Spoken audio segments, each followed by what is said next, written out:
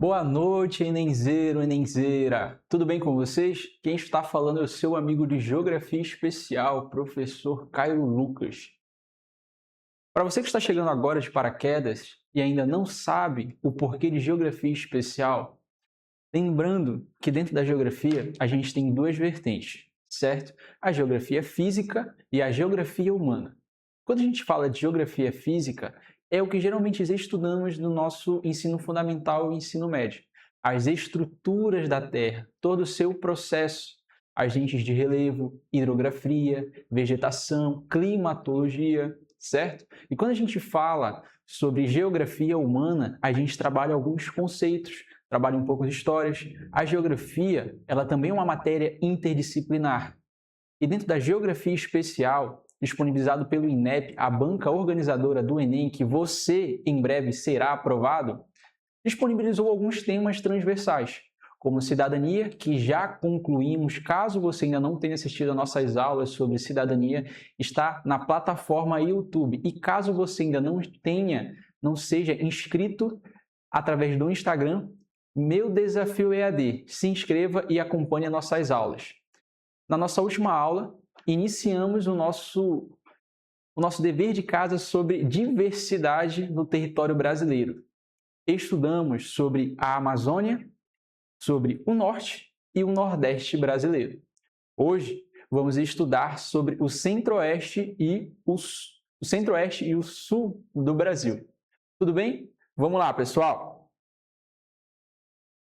Primeiro, tem que ficar bem claro na nossa cabeça, quando a gente fala sobre as diversidades das regiões, o nosso IBGE, ele dividiu o território brasileiro em 5 regiões. Essa divisão vai além de meramente territorial, vai desde formas políticas, formas culturais, formas sociais e formas econômicas. O IBGE dividiu o Brasil em 5 regiões. Região Norte, que trabalhamos na aula passada. Região Nordeste, tudo bem? Centro-Oeste, que trabalharemos hoje. O Sul e o Sudeste brasileiro. Quando a gente fala, na nossa última aula, que trabalhamos sobre a região Norte, a gente fez a sua diferenciação territorial. E é muito importante a gente entender, então antes de seguir o nosso conteúdo novo de hoje, vamos fazer uma pequena revisão sobre a Amazônia, sobre o Norte e sobre o Nordeste. Na nossa região do Norte, a gente se predomina principalmente pela região amazônica. A gente não fala do Norte sem a nossa Amazônia.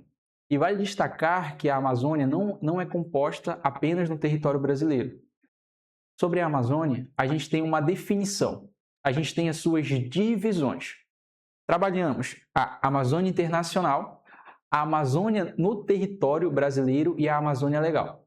Quando falamos sobre a Amazônia Internacional, a gente fala que toda essa biodiversidade, essa diversidade que a Amazônia traz, essa grande floresta, ela não é exclusiva do território brasileiro. Professor, mas geralmente quando a gente fala sobre a Amazônia, a gente se remete ao Brasil, e você está certo. Hoje no território brasileiro, a Amazônia ocupa mais de 4 milhões de quilômetros quadrados.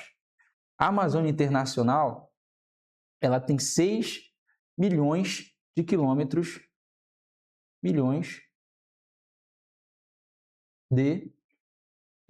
quadrados, pessoal.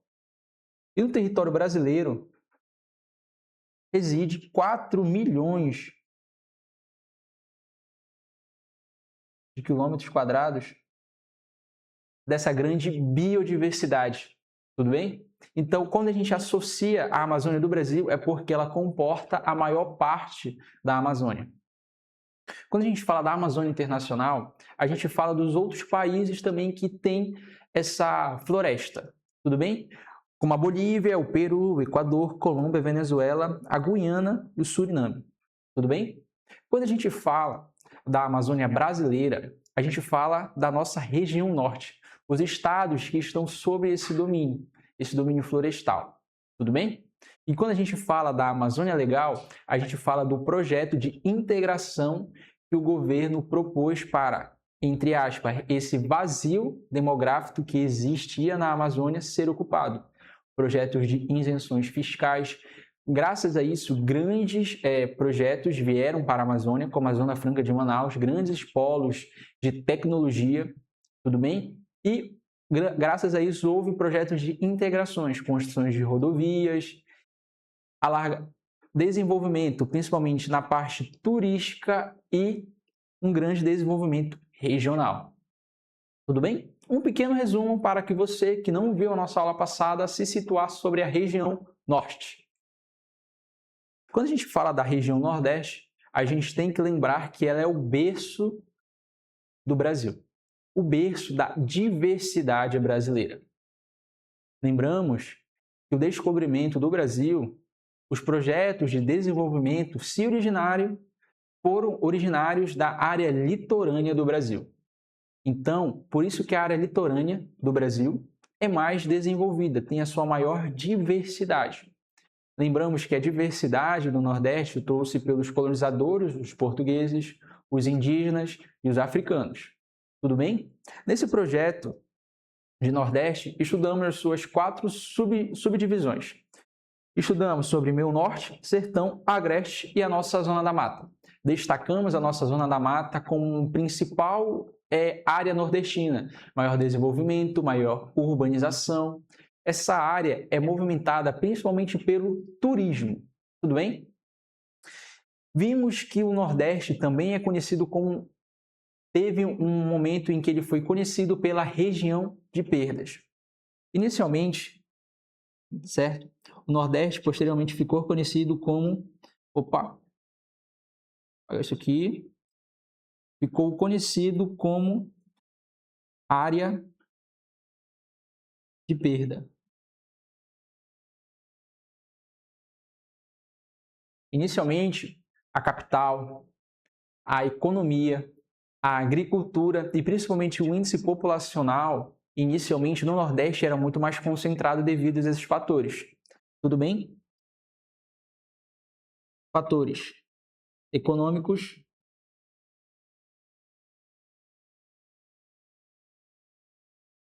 fatores políticos e concentrava a maior população.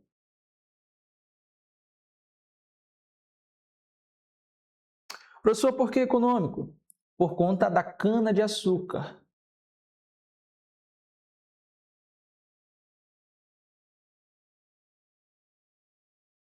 Professor, por que político? Porque a capital ficava em Salvador, pessoal. Opa!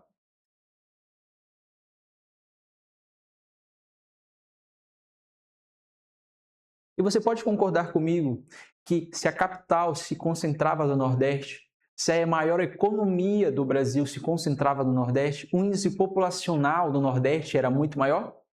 Tranquilo. Posteriormente, a economia do Nordeste decaiu, pois no Sudeste do Brasil, sendo mais específico, no Rio de Janeiro, houve um grande crescimento do café. Então, a capital, esse eixo político, saiu de Salvador e foi para o Rio de Janeiro. E você concorda comigo? Se o eixo econômico, se o eixo político saiu dessa região, a população também saiu e se encontra onde a capital, o maior índice econômico está presente, devido aos fatores de mão de obra, devido aos fatores econômicos, essa população vai até onde esse índice se concentra, onde esse índice é maior? Então, foi isso que chamamos de perda do Nordeste. Estudamos isso com calma, estudamos sobre essas sub-regiões do Nordeste com calma. Então, caso você tenha alguma dúvida, recomendo que assista a nossa aula passada. Tudo bem? Então, hoje, trabalhando no Centro-Oeste, temos que destacar uma coisa. O Centro-Oeste é dividido em 3 estados, tudo bem? Mato Grosso do Sul e Goiás. Vale destacar que também o nosso Distrito Federal, a nossa unidade federativa, se concentra em Brasília. Foi para Brasília devido a alguns fatores, principalmente a interiorização do Centro-Oeste. e, posteriormente, vamos ver isso com calma. Tudo bem? Apresenta uma formação socioespacial e cultural fortemente marcada pelos fluxos migratórios e por uma ocupação estatal urbanista tardia em relação ao litoral brasileiro. Creio que você já deve ter ouvido falar, já tenha escutado por aí sobre o desenvolvimento tardio do Centro-Oeste. Mas, primeiro, para a gente entender esses fluxos migratórios que aconteceram para o Centro-Oeste, essa urbanização tardia que aconteceu no Centro-Oeste, primeiro temos que entender as suas características físicas ou a sua diversidade em biomas. Tudo bem? Então vamos trabalhar o quadro natural. Vale destacar que o Centro-Oeste ele tem seus dois principais biomas, sendo o Cerrado e o Pantanal. Quando a gente fala do Cerrado, a gente fala de um clima predominantemente tropical. Professor, por que tropical? Vamos lá. Quando a gente fala de clima tropical, são duas estações bem definidas.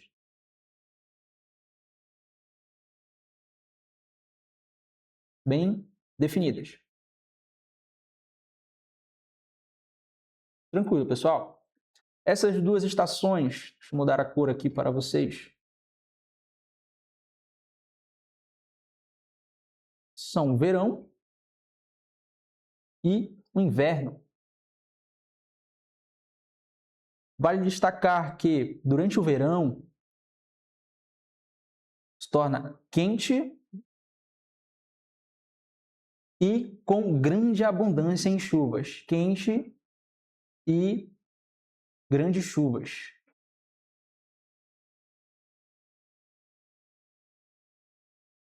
Grandes chuvas.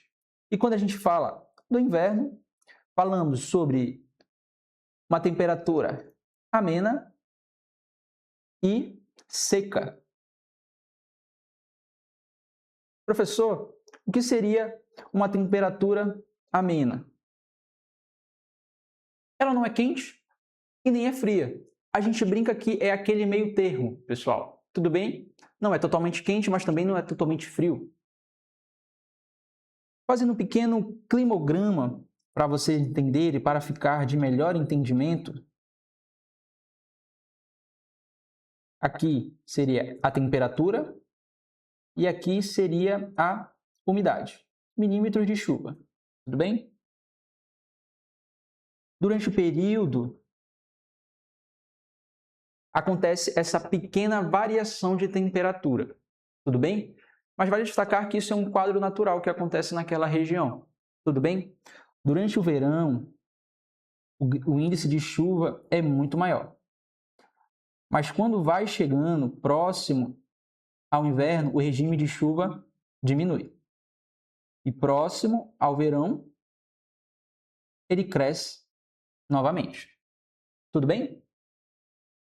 Bem tranquilo e fácil entendimento. Quando a gente fala do cerrado, a gente também tem que destacar as suas vegetações. Como vocês podem analisar por essas imagens, são árvores baixas e escapadas. Também apresentam troncos retorcidos e cascas grossas, característica da diversidade dessa região. Tudo bem? Tranquilo, pessoal? Vamos lá. Importante a gente destacar que o seu solo ele é ácido, ele tem um pH alterado. Professor, mas quando eu escuto falar sobre o Centro-Oeste, eu escuto falar sobre o agronegócio, eu escuto falar sobre agricultura nessa região. Se o solo é ácido, como eles fazem esse plantio? Calma, pessoal.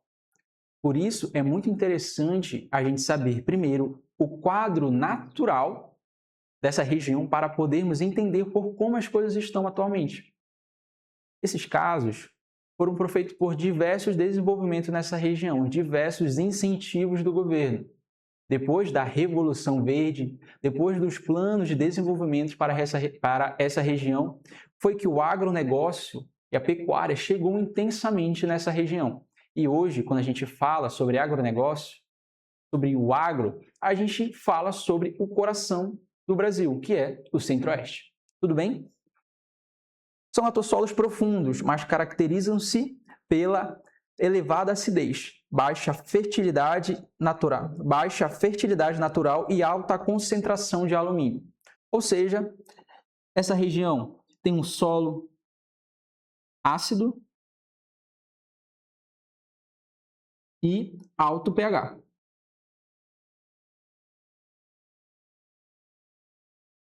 Essa região, naturalmente, não é muito favorável para o plantio.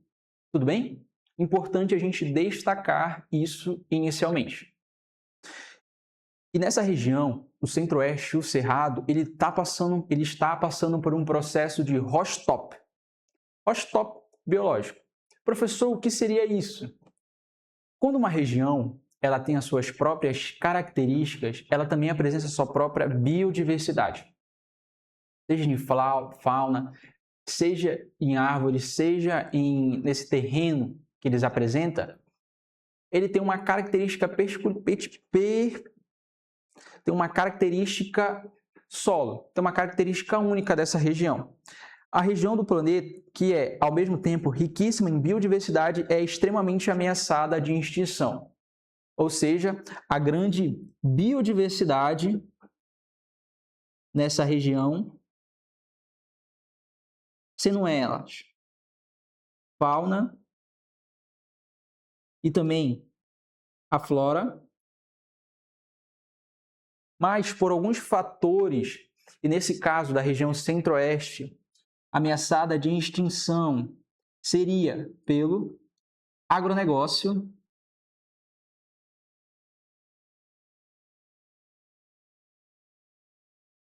e pelo avanço do desmatamento.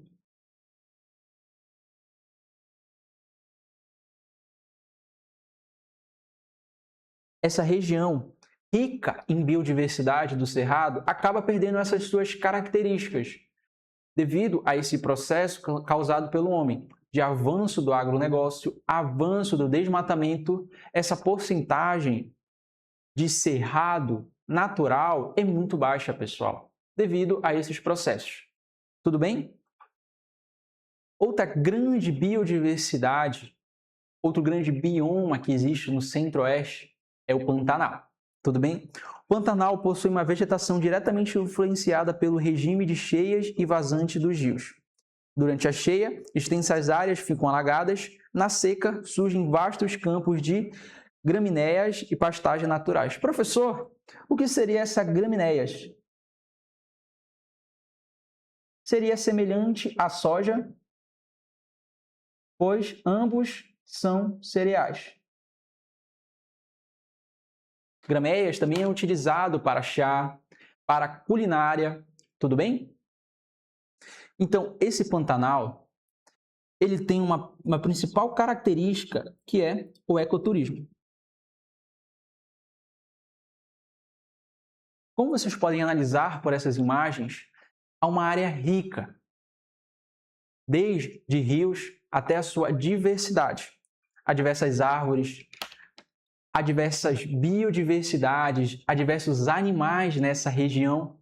Ou seja, é uma região muito rica. E o ecoturismo ele está voltado à preservação dessas regiões, está voltado ao eco, que seria a preservação, o turismo, que seria essa visita. Seria a valorização dessa região de forma natural, sem alterar os cursos de rio, os cursos de vegetação, os solos, desmatamentos. São um turismo que preserva essa região. Ou seja, essa região é voltada, principalmente e economicamente, pelo ecoturismo dessa região. Vale ressaltar que essa região é a região mais preservada do Centro-Oeste.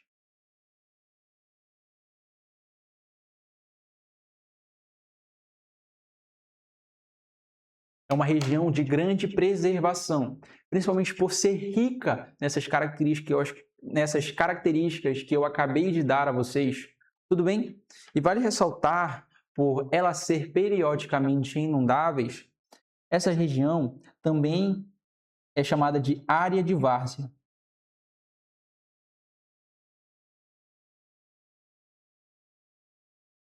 Professor, área de várzea Sim, pessoal, que são essas regiões periodicamente inundáveis. Em períodos de inverno, em períodos de verão, são periodicamente inundáveis. Destacando aqui mesmo no Amapá.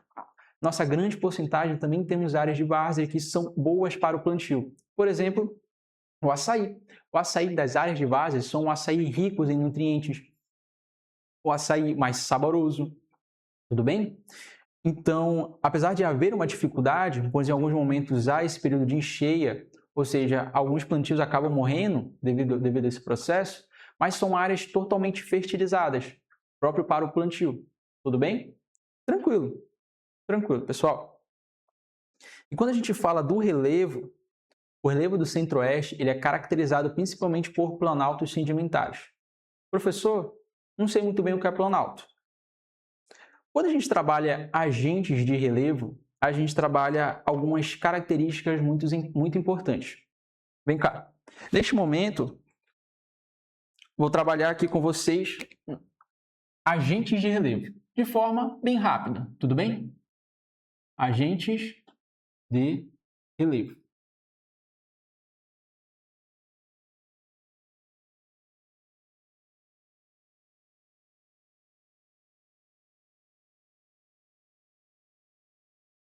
Quando a gente trabalha agente de relevo, vamos lembrar que trabalhamos planícies,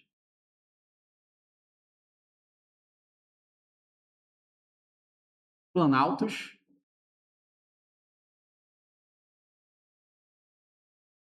montanhas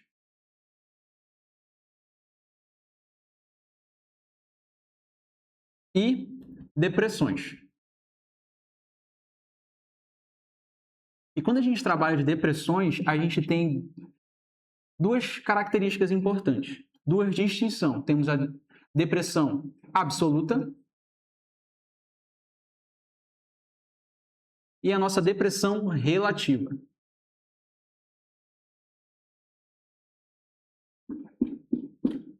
Tudo bem, pessoal? Tá acompanhando? Quando a gente trabalha... Deixa eu só ajeitar esse pedaço aqui, pessoal.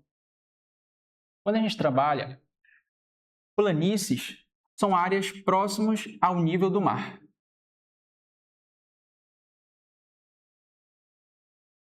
Áreas do nível do mar até 300 metros. Que seriam as nossas planícies. Tudo bem? Quando a gente trabalha, os planaltos são áreas de 300 metros a 2.000 metros. Aqui seriam os planaltos.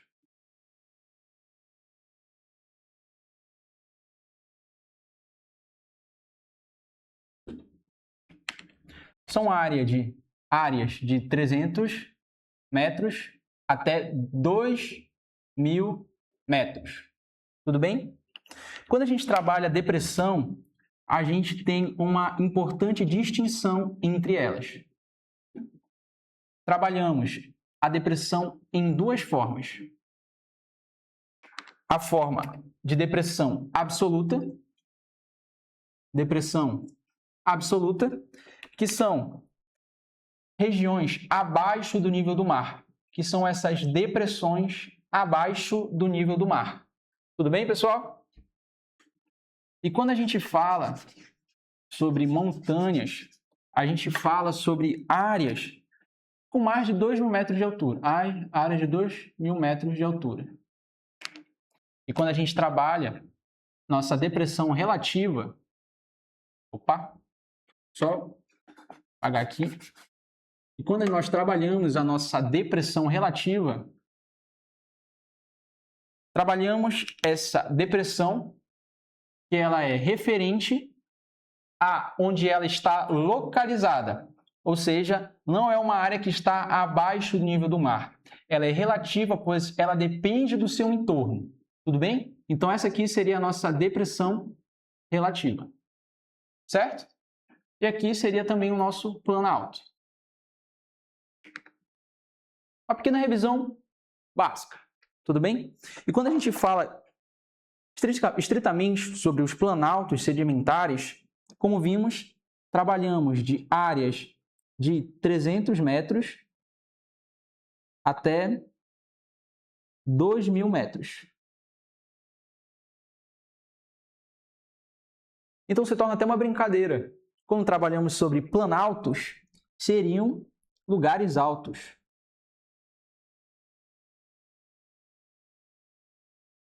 Lugares altos. Vale destacar que quando a gente fala de planalto, geralmente falamos sobre áreas tabular. Áreas tabular. Como vocês podem ver, essa região de encostas são laterais. E geralmente também são conhecidas as suas chapadas, assim como mostra nessa imagem, aqui em cima são áreas retas. De forma didática, lembrando uma mesa. E essas áreas são chamadas de áreas tabular.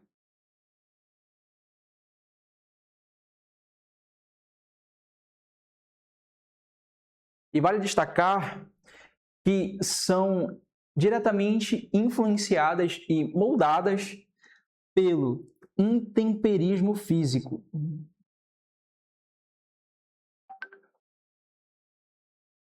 Intemperismo físico. E também pelo processo de erosão, pessoal. Quando a gente fala de intemperismo físico, a gente fala sobre um processo, vou até trocar a cor aqui para vocês, um processo de contato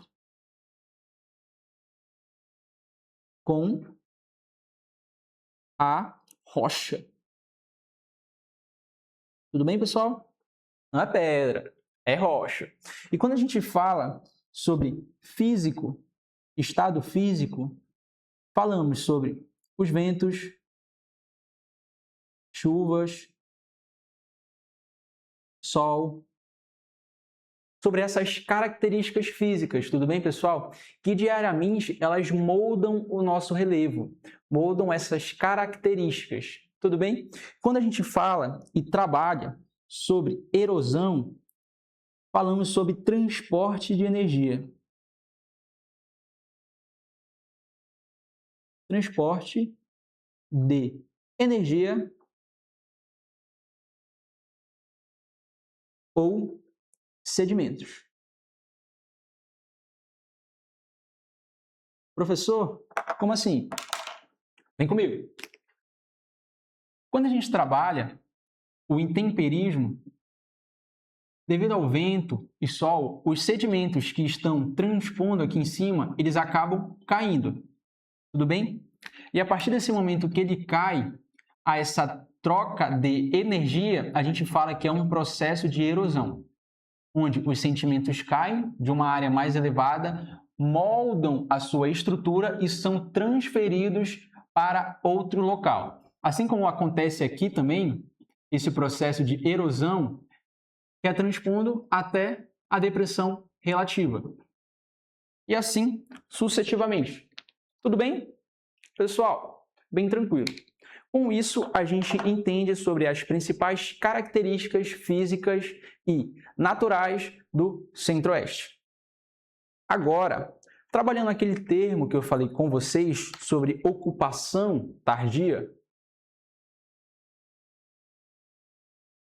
assim como a Amazônia, o Centro-Oeste também era considerado um vazio demográfico.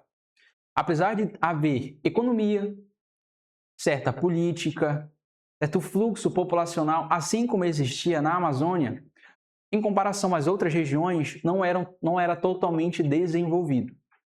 Assim, no governo de JK, na era Vargas, no governo militar, houve essa aceleração de desenvolvimento das outras regiões, dando destaque para a Amazônia, que trabalhamos, a Amazônia, o norte do Brasil, como trabalhamos na nossa aula passada, e o Centro-Oeste.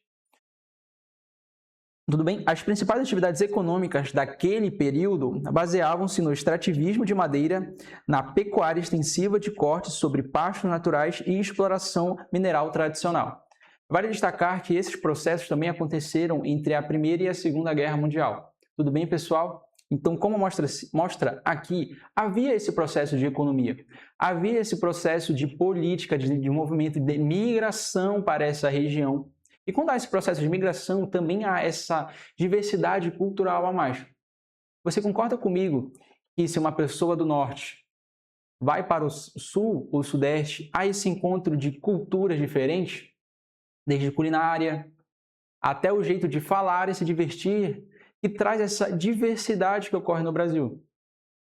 Então, quando há esse processo de migração de forma intensiva, ou seja, de forma micro também, de pequena escala, também essa fusão, essa homogeneia entre diversidades e cultura.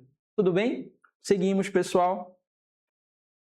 Como comentei com vocês, no governo de JK, que de 1956 a 1961, houve esse processo ainda mais agravante, não seria agravante, seria uma coisa boa, ainda mais acelerado sobre o desenvolvimento do Centro-Oeste. Com o governo de JK, ou Juscelino Kubitschek, o seu ideal desenvolvimentista da integração nacional. A transferência da capital do Rio de Janeiro para Brasília teve como objetivos estratégicos estimular a ocupação do Planalto Central e promover a interiorização do país. Vale destacar que, quando a gente fala desses objetivos, a gente trabalha também dois principais objetivos que trouxe essa construção de Brasília para o Centro-Oeste, como questões de proteção e segurança. Tá? A transferência para Brasília teve como os objetivos, vou puxar aqui uma setinha, de proteção e segurança nacional.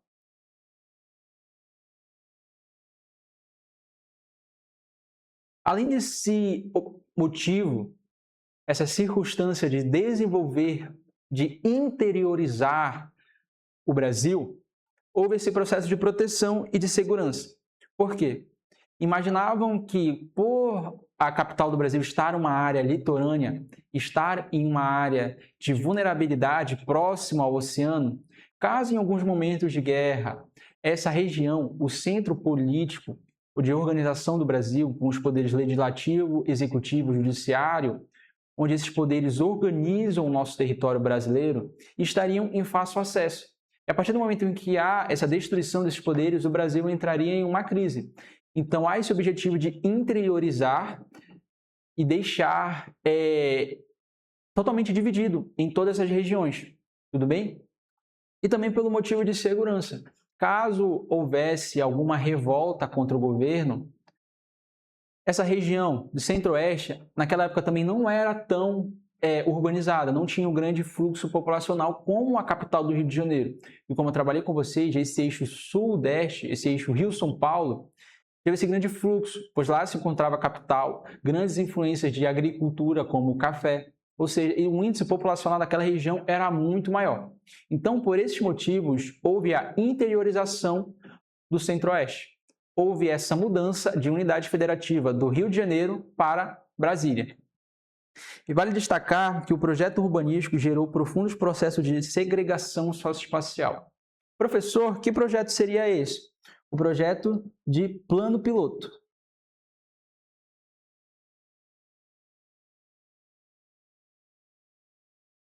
Como assim, professor? Iam várias pessoas de avião para lá? Também, pessoal. Mas quando a gente trabalha esse plano piloto, era de acordo com o rapaz que estava responsável por essa arquitetura, pois, como trabalhei com vocês, para todo desenvolvimento de uma região precisa de um planejamento. Ou seja, o planejamento focava em que os três poderes se concentrariam em Brasília e toda essa repercussão em volta ficou semelhante a um avião, ou seja, essa estrutura, tudo bem? Então, chamamos isso de plano piloto, ou seja, esse plano de urbanização para o Centro-Oeste. E graças a essa mão de obra, graças a esse desenvolvimento que essa região propôs, houve um grande fluxo migratório para essa região. Tudo bem?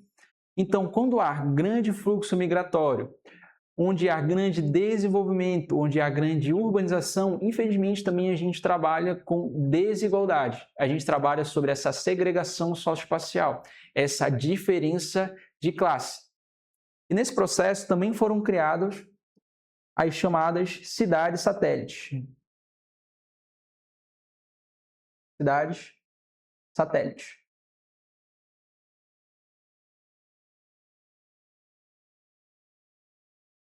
Dentro desse território, como já trabalhamos dentro do espaço geográfico, a gente tem algumas características muito importantes que eu gostaria de revisar com vocês.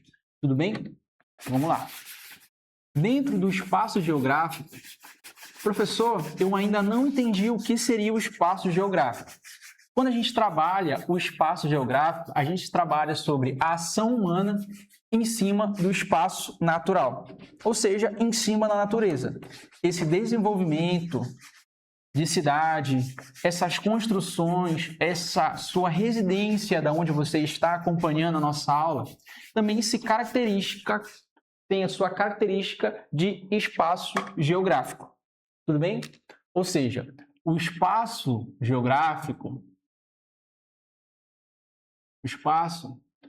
geográfico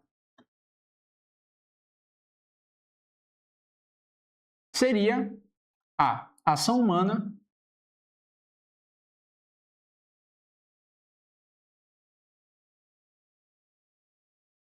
mais a natureza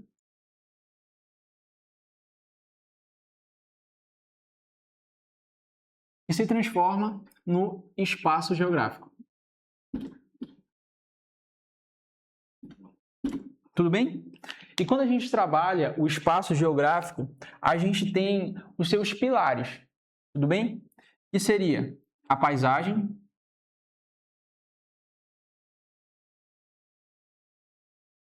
o lugar,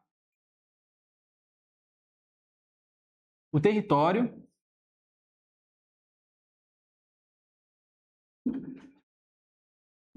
e a sua região. Como já vimos e trabalhamos com calma, quando a gente fala sobre paisagem, a gente trabalha o nosso primeiro contato. Primeiro contato.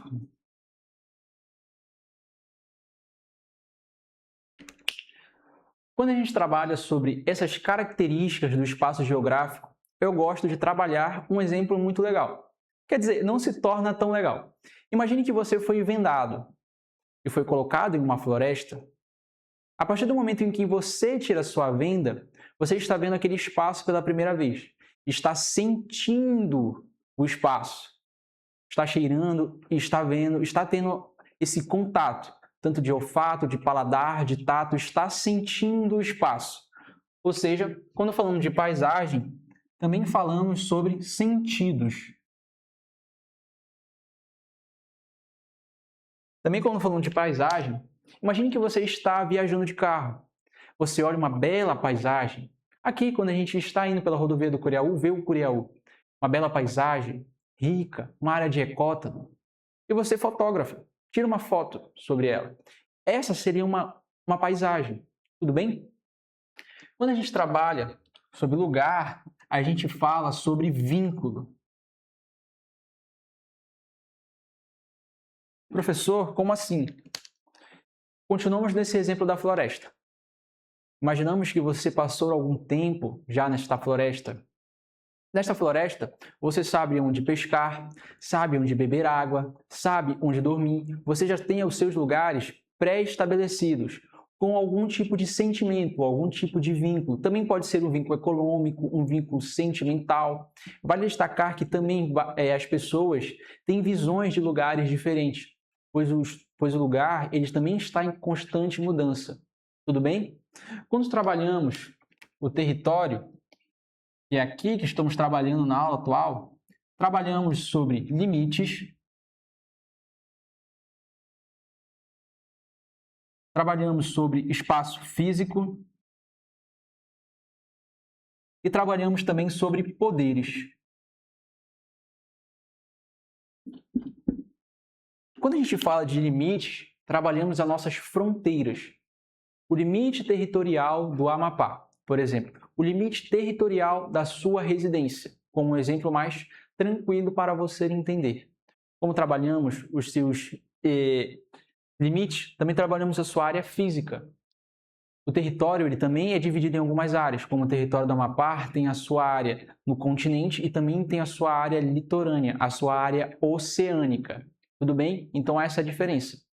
E quando trabalhamos os poderes que moldam esse espaço. Trabalhamos que existem dois tipos de poderes, o poder genérico e o poder legislativo, que organiza toda a estrutura.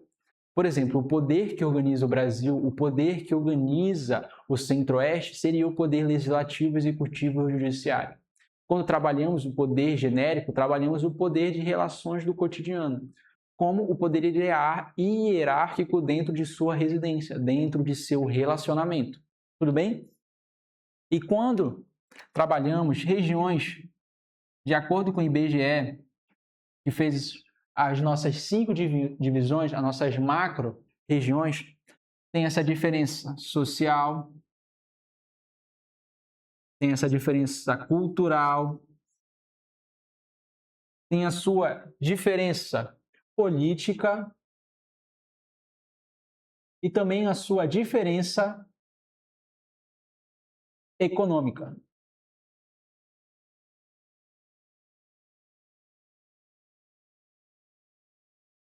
Então, é muito importante a gente já seguir esse processo, essas nossas próximas aulas, com esse entendimento, onde a sua divisão de paisagem, lugar, território e região.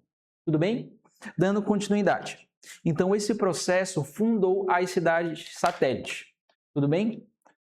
As cidades satélites tinham como o principal desenvolvimento a área de Brasília, pois o seu planejamento inicial para essa região era que, quando essas obras finalizassem, os trabalhadores voltassem para o seu local de residência, a sua região, o seu estado de origem.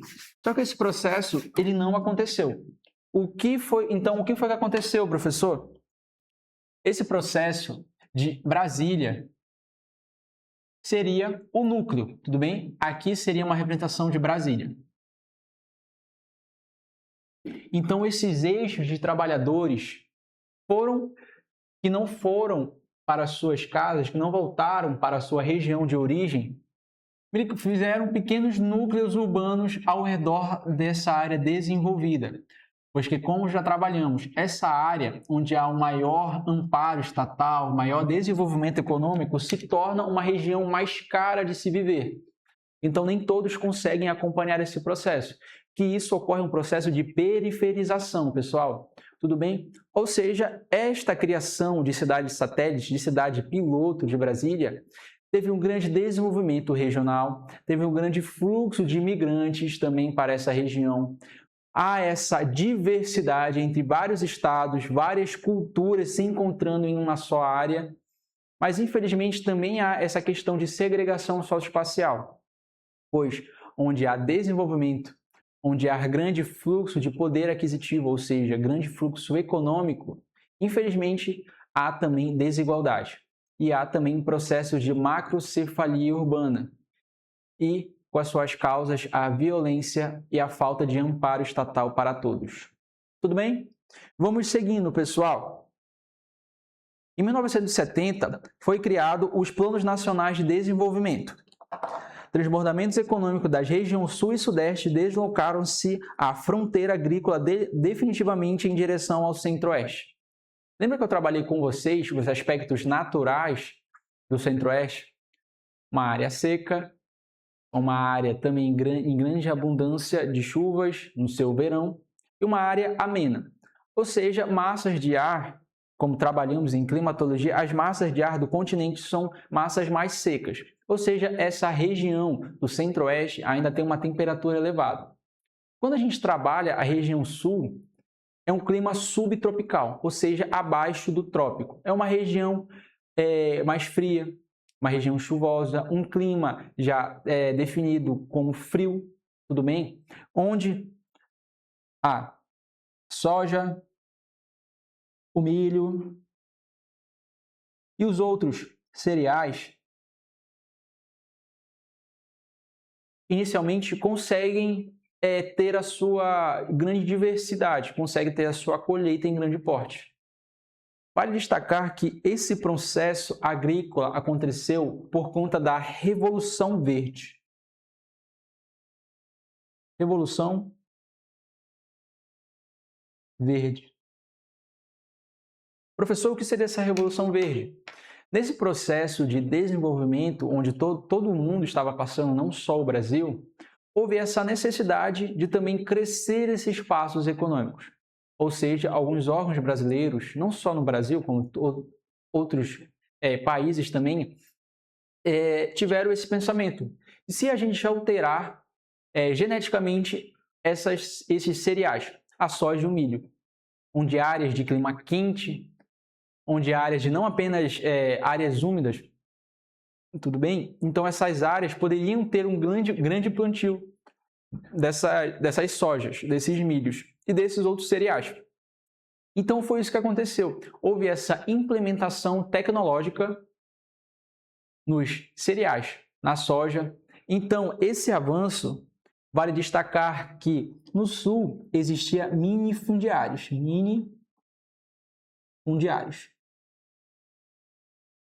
Minifundiários. Professor, por que minifundiários? Pois a agricultura, certo? A agricultura que era feita não era de forma extensiva. Era uma agricultura familiar. Quando a gente trabalha agricultura, lembramos que temos duas agriculturas. A agricultura familiar, também conhecido como agricultura de subsistência, subsistência,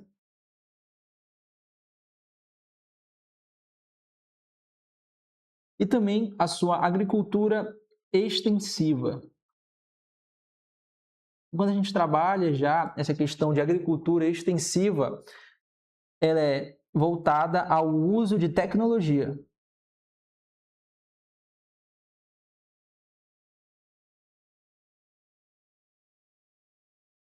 Tudo bem, pessoal? Bem tranquilo. Então, a partir dessa Revolução Verde, a partir desse momento em que essa agricultura podia ser plantada em outras regiões, além da região sul, houve esse incentivo estatal, houve esse incentivo governamental. Então, as terras dos minifundiários, que eram terras mais caras, a demanda nessa região é aquela lógica, oferta e demanda. Como a demanda era muito alta, as terras também se concentravam num valor muito alto. Enquanto no centro-oeste, nessa região, não tinha essa abundância. Então, graças a esse incentivo estatal, graças também à isenção de impostos que foi oferecida, houve esse processo de migração dos minifundiários, com essa proposta de ganhos de terra. Então, a partir desse momento em que essas pessoas fazem esse fluxo de migração para o centro-oeste, é grande escala. Tudo bem? O governo ele oferece essa saída e essa abundância de terra, então eles param de ser minifundiários e são conhecidos como latifundiários. Então, a partir desse momento onde há essa transição da agricultura para o centro-oeste, há esse desenvolvimento intensificado do agronegócio, tanto para a agricultura quanto para a pecuária. Tudo bem? Vale destacar que essas terras tinham isenção de impostos. Essas terras, devido a esses grandes processos de migração, desse processo de alteração de pH, tudo bem?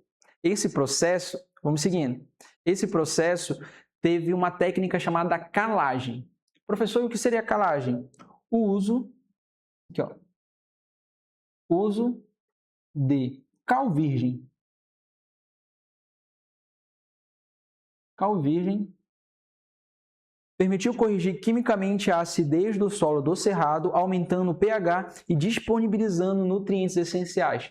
Pessoal, nutrientes essenciais para quê? Para o plantio dos cereais, da soja, do milho e esses outros cereais, esses nossos outros grãos. Tudo bem? Então, atualmente, como a gente trabalha o Centro-Oeste, quando a gente fala sobre o Centro-Oeste, a gente fala do coração do agronegócio. Então, devido a esses processos, que é importante a gente entender que, inicialmente, esse aspecto natural impossibilitava essa agricultura intensiva nessa região. Então, graças à calagem, graças à Revolução Verde, graças aos incentivos estatal do governo, houve esse grande fluxo de imigrantes, houve esse grande fluxo de latifundiários para essa região. E assim, atualmente, o agronegócio ele domina a economia brasileira com a exportação de commodities. Tudo bem? Paralelamente, o melhoramento genético das sementes realizado por órgãos como a Embrapa viabilizou a introdução de monoculturas mecanizadas de exportação, com destaque absoluto para soja, trigo, milho e algodão, que seriam os carros-chefe de exportação do Brasil. Tudo bem? Importante destacar que quando a gente fala de monocultura, pessoal, temos a policultura, que seria a agricultura de vários cereais, várias sementes diferentes. E quando a gente fala de quando a gente fala de mono, a gente fala sobre apenas um plantio, apenas uma semente, apenas a soja, apenas ao milho, apenas aos cereais. Tudo bem? E quando a gente fala policultura, plantação de sementes como soja, milho, trigo em uma determinada região, em um determinado campo. Tudo bem? Mas, assim como os projetos de desenvolvimento têm as suas qualidades, também há os seus empecilhos, as suas dificuldades. Assim como o desenvolvimento de uma cidade traz o desenvolvimento, traz a urbanização, também traz a sua desigualdade social. E assim como a sua Revolução Verde também trouxe impactos significativos. Tudo bem? Esse modelo agroexportador moderno trouxe pesados impactos ambientais, como o desmatamento acelerado da cobertura nativa do cerrado. Ou seja, o cerrado, que antigamente era uma área de abundância, atualmente, devido a esse processo de desmatamento, devido a esse processo de pecuária bovina ocupar grandes espaços, e como vimos na aula passada, também já está adentrando a região norte do Brasil, há esse impacto severamente na região centro-oeste. Continuando, a perda da biodiversidade e aumento de processos erosivos, como vossorocas, e de compactação do solo devido ao uso intensivo de maquinário pesado. Quando a gente trabalha vossoroca, a gente trabalha essas aberturas, tudo bem? Esse aqui, trouxe para vocês essa imagem, é um exemplo claro de vossoroca, tudo bem? Está muito na moda também esse jogo Minecraft. Caso você saiba, caso você jogue, você vai entender esse exemplo agora. Devido a esses processos de desenvolvimento em larga escala, a esse processo de abrir a terra, por devido a alguns agravantes que a exportação do agronegócio traz. Esses insumos, esses pesticidas que adentram no solo, acontece um processo de lixiviação e corrói o solo, ou seja, há esse desmoronamento. Assim como as ravinas nesse jogo, há esse processo de próximos às cidades, às aldeias, há esse processo de abertura, tudo bem? Assim prejudicando as pessoas que moram ao redor, trazendo medo para a população ao redor. Tudo bem? E assim também como no Pantanal, há esse processo também.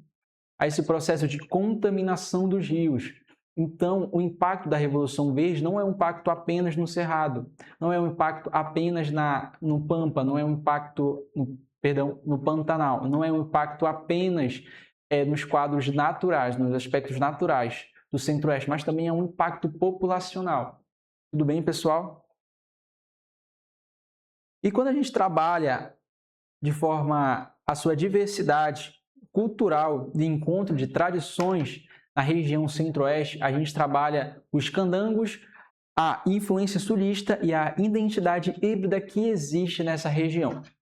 Os candangos, migrantes de todo o Brasil, construíram Brasília, trazendo as tradições religiosas, culinárias e artísticas.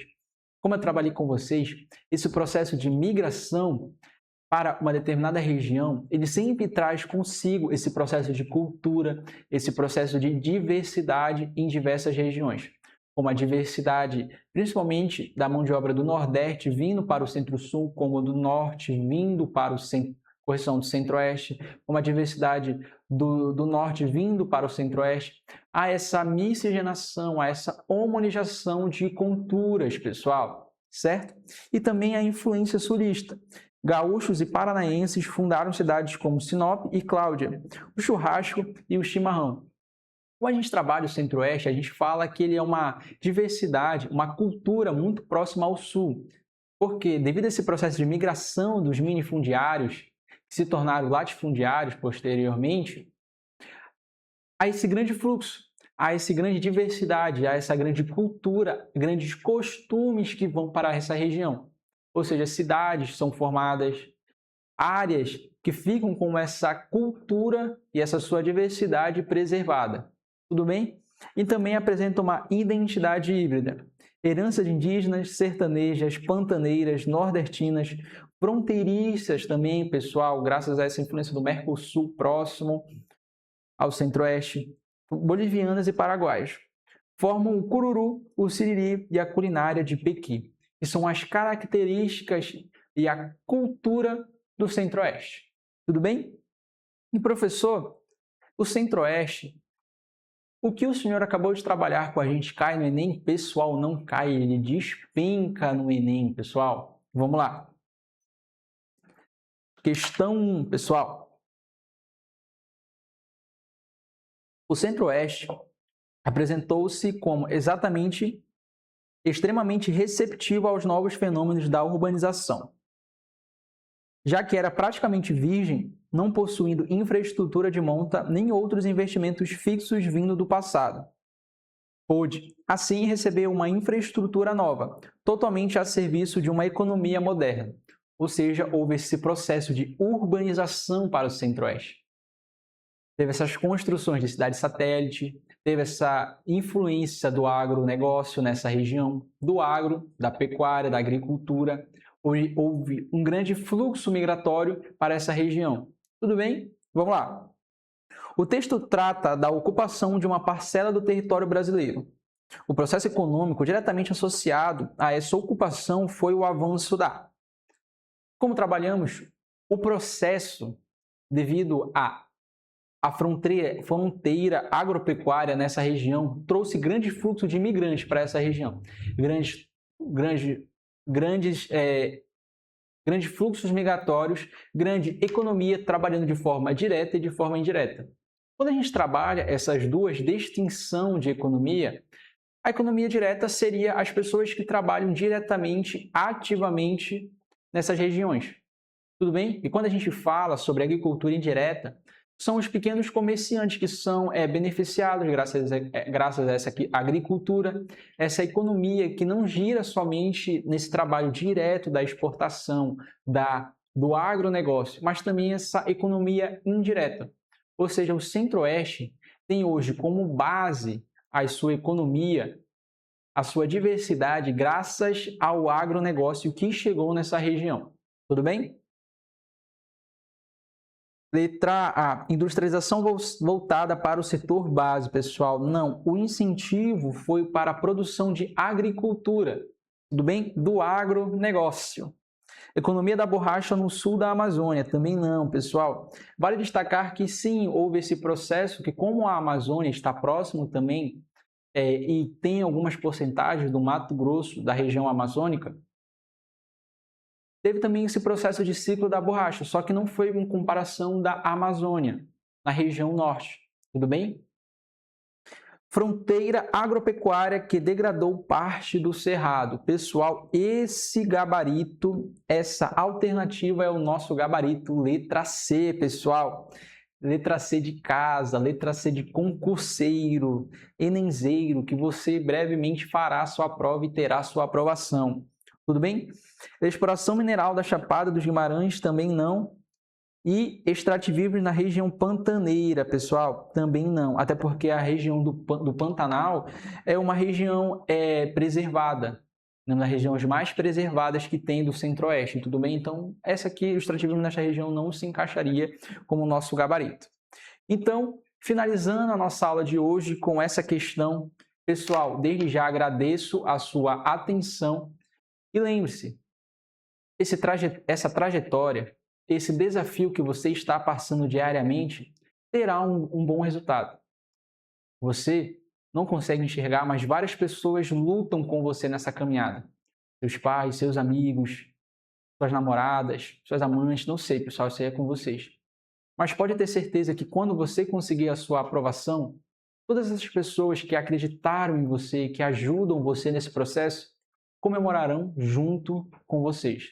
Pessoal, agradeço pela atenção e boa noite.